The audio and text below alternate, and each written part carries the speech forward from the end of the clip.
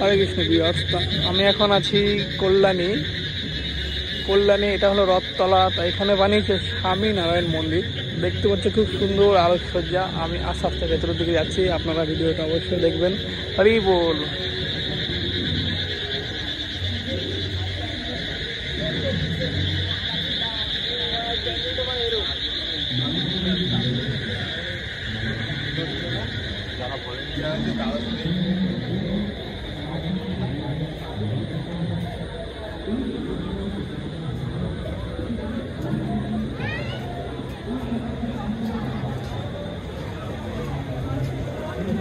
कोई भी नहीं है।